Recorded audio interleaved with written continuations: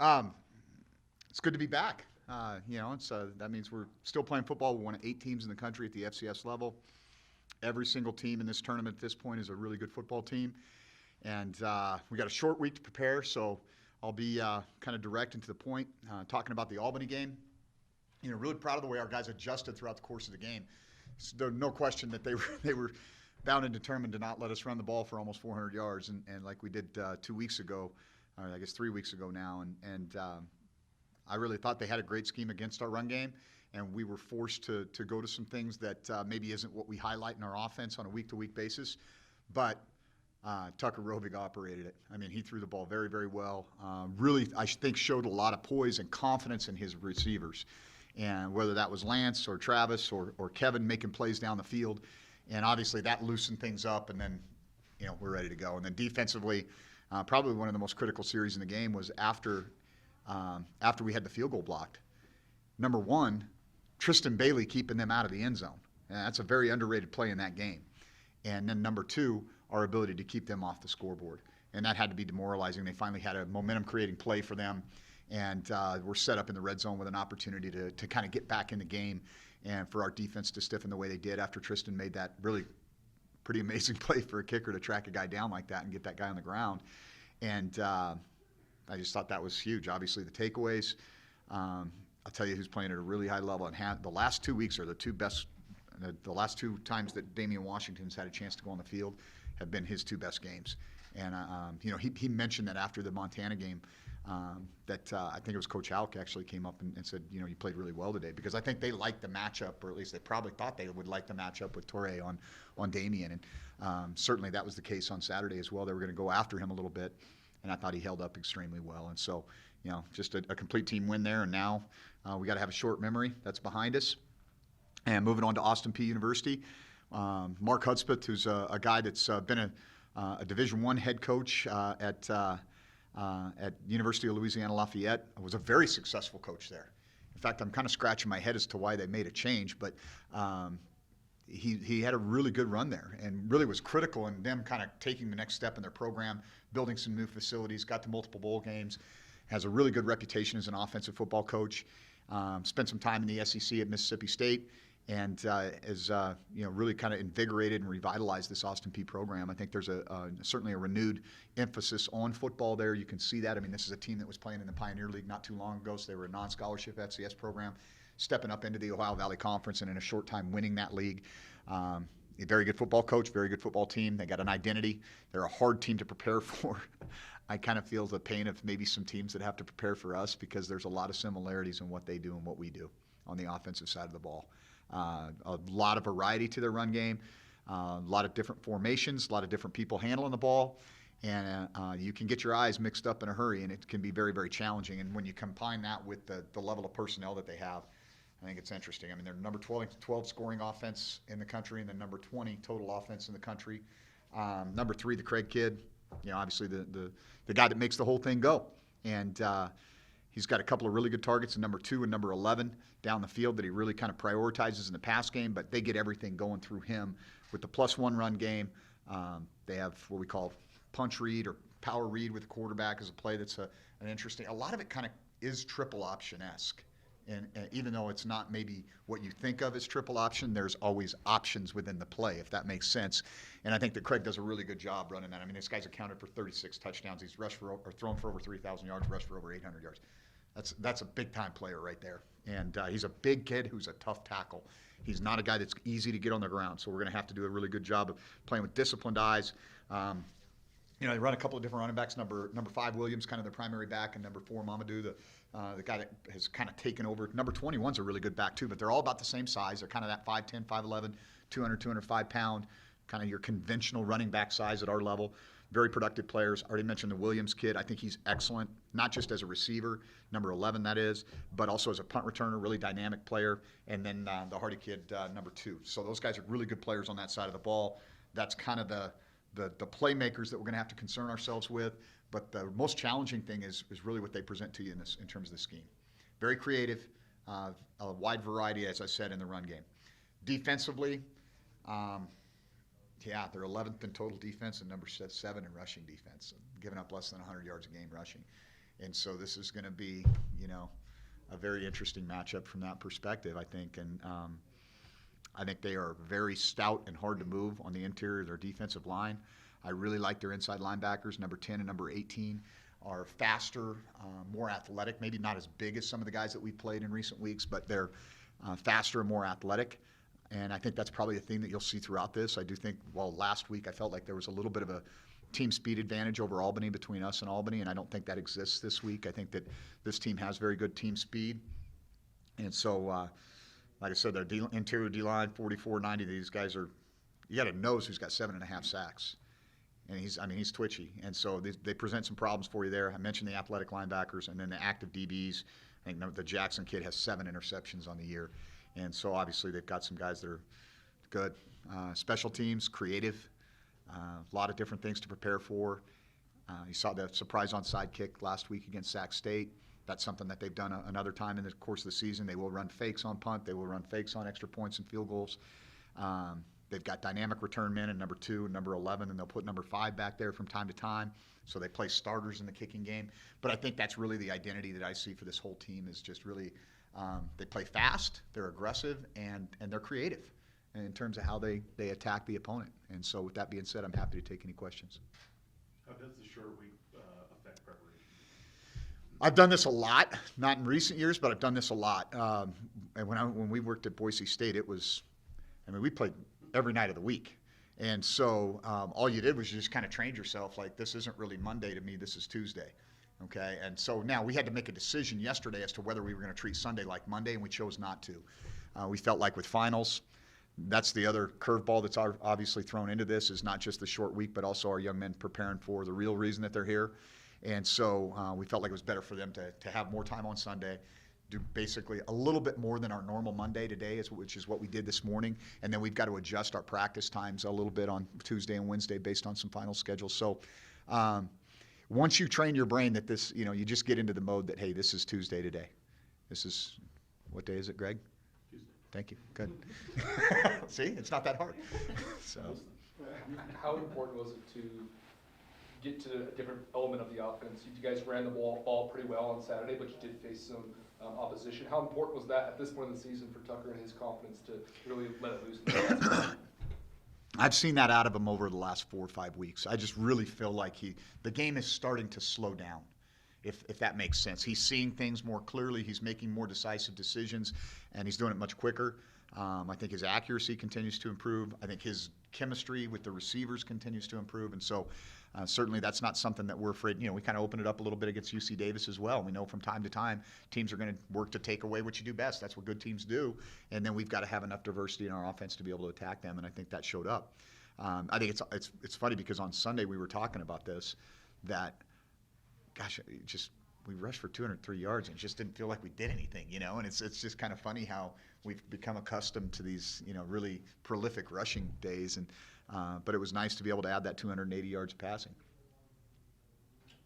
Did it almost surprise you, how well Austin Peay played Sac State, considering, you had seen Sac State before and what they could do? Yeah. It's tournament, it's kind of like, you think about like if you compare it to the NCAA basketball tournament, there's always going to be teams that rise up and you're like, oh, you don't know a whole lot about them. They're from the Ohio Valley Conference. This is a Co-Big Sky champion team that they're playing. They got to travel across the country. So what does it come down to, in my personal opinion? Who's the most excited to play? Who's still interested in playing football, and who's, taking a victory lap, and I'll play this game, but I've already really turned my equipment in. And I just feel like that's what I saw an Austin Peay team that was the most excited to play on the field. And they played with more energy. They played with a higher level of execution. And I think in a tournament setting, that's so much of what you really can't quantify. You really can't say, well, you look at the tail of the tape and say, this is who these guys are on offense, defense, and the kicking game. But you can't really decide how bad a guy wants to continue to play and how important that team is to him. They got to go do it. And, as I tell our guys all the time, there's 2 types of teams in any setting like this. There's satisfied teams and there's hungry teams. And so you got to decide who you want to be. And I'm hopeful that our guys are going to be excited to play on Friday night. So how nice is it that you get to play at home again and, make them travel again? Well, it does present a challenge for them. There's no question about it. And I don't know how to make this better. This is just the dynamics of this tournament. And I think it makes it one of the toughest tournaments to win there is, especially if you have to go on the road. And you can see why a team like a James Madison or a North Dakota State year in and year out, where they've got a top 2 seed and they're sitting at home in Fargo until the semis are over, it makes it a lot easier to win this tournament. And so I think that's why that's the thing that I learned from a year ago. You know, if you can get yourself in a position where you can host a home game, well, maybe you get a chance to host another one. You know, being a 5 seed was more important than a 6 seed, because that meant that we've got an opportunity to host this home game, and just the way it played out. And I think the longer you do it, the better you get at it, I'm sure. And that's why teams, I think, like NDSU that does it every year, they've got a pretty good blueprint. Do you think there was a turning point in the season for Tucker at any point? I can think of a couple, but I really think that I think the UC Davis game was the game that gave him the most confidence, and from that point on, he's just kind of operated very, very smooth.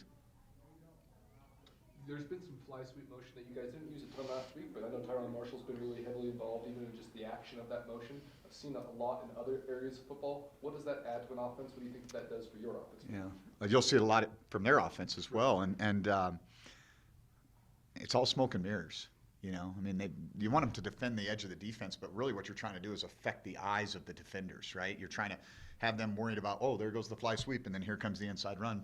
And that's really part of the purpose. I mean, it's like, and not unlike a counter play. Oh, you run power, and then you run counter the other way. You're trying to kind of, deceive the opponent a little bit in terms of, hey, what you're seeing isn't really what's going on. And forcing them to defend the edge of the defense. Oftentimes, especially if you have a good inside run game, you can kind of stretch the defense horizontally, not with just formations, but also with that motion. Coach Hudd. Lance McCutcheon just had an amazing third quarter there, 2 touchdowns. What did you see from him on Saturday? Well, that's the guy that we need Lance to be, and we're hopeful that he would be. And he's had some inconsistencies in terms of his ability to make those big plays, and he made 2 huge plays in the third quarter. And I was really happy for him.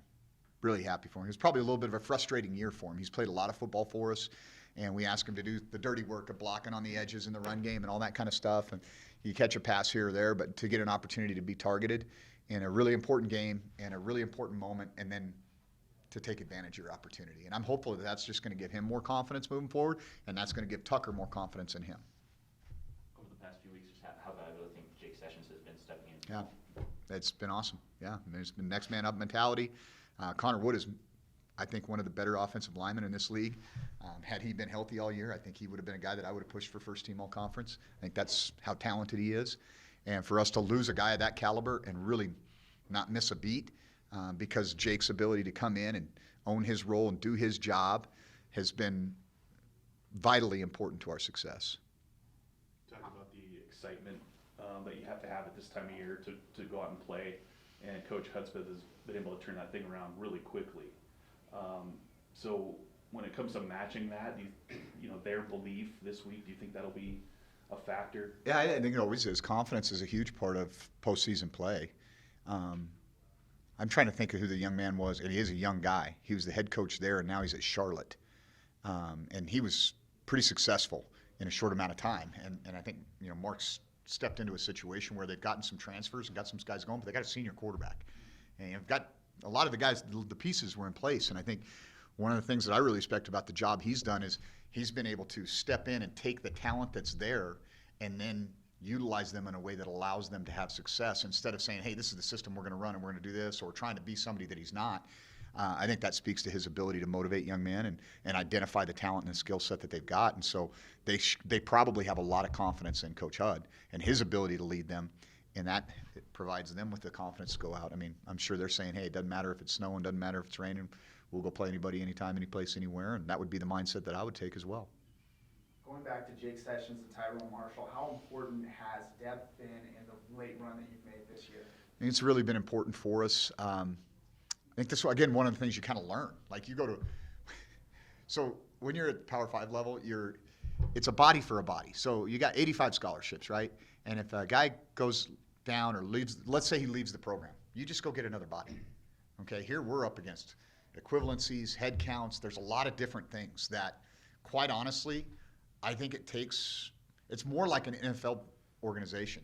You have to manage the roster more like you would an NFL roster, because it's like, okay, you got a salary cap. Well, that's our number of full scholarships, right? And then you've got this, how much money you can spend. Okay, so you've got your available allotment, which is, the percentages that you divide up amongst these guys. And then you got to have your number, which is what, 104, 108, whatever your maximum roster number is. And the thing that I learned was that one of the most important jobs I have in May and June is to get to that number. So I have every single body available. And that even means going, okay, this guy's not going to be able to participate in fall camp. I'm not bringing this guy in because I need these legs right now. And what happens, those kids develop. You don't get better at playing football if you don't play football. And so the more football you play, the better you get. And now we're seeing guys that really weren't ready for prime time early in the season that are making an impact for us down this stretch. We've been doing this since August 1st. It seems like forever ago that we were in Lubbock, Texas, And so you have to be able to, and you got to have a little luck. We've had guys, Ty Okada started the last 2 games for us. Ty Okada didn't play until the Montana game. So wrap your head around that. We had an early season knee injury. The season is long enough that we get him back. Another kid, Joe McElroy from Missoula. This kid had a fractured ankle and had his knee cleaned out. He's back practicing today. So that's how long we've been doing this. And so, but yet in the interim, we've had enough bodies to be able to fill those holes. And so I think that's, again, one of the things I think I learned over my first couple of years coaching at this level. What would you characterize the biggest strength of this team right now? Word you said, team. They care about each other. They're not really interested in who gets credit, just what the scoreboard says at the end of the game. And I really believe that's the strength of our team, is our togetherness, our oneness, and I think that's shown with a lot of the things we talked about. You can go game by game, and who's the star of that game? Well, you could name different guys almost every week. We played the last 2 games, the most impactful games of our season, without our best player, and we played better as a team. And I think that's a testament to these young men. Would you characterize Troy's injuries as the totality of all of them together, more than just one specific one right now? Yeah, that's probably a good way to put it. It's not really any one thing with him. I think he would push through any one thing. It's just kind of he's got some a variety of things going on that none of them are surgical, which is positive, but some of them are going to take long. With Troy being out, how important has Isaiah now been, and just what have you thought of him in his journey this season? Yeah, another example of what we talked about earlier. A guy who was injured and not productive for a large part of the season, and then has really stepped his game up down the stretch and has been critical for us to be able to still have some of the elements that we had with Troy's plays on offense, to use just Isaiah to get that done. And you can say the same thing about Daniel Hardy and Ty Okada, and Lavelle stepping in on defense. It doesn't take one guy. You're not going to replace that dude with one guy. That's what makes him so special, is that you don't have to sub for him. He can cover whoever they has, and he can beat whoever they has off the edge on. And so we've had to kind of use a couple of different guys, but all those guys have stepped up and owned their role. And those 3 guys collectively have been productive to this day, that we really haven't missed Troy that much. When it came to your timeline, like when you first got here, it was 4 years about what you were thinking in terms of, we get to a point where we're a seeded team and hosting play. I don't know. I probably thought I had way more answers than I really had, and I think I've used this analogy before.